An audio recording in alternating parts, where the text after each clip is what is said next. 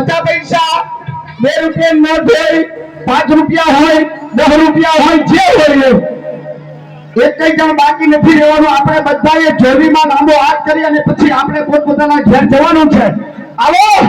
ગોરીલાની સાક્ષીમાં મારા બળિયાદેવની જોડીમાં છેલ્લે બધા જ ભક્તજનોએ જોડીમાં લાંબો હાથ કરવાનો છે જય બળિયાદેવ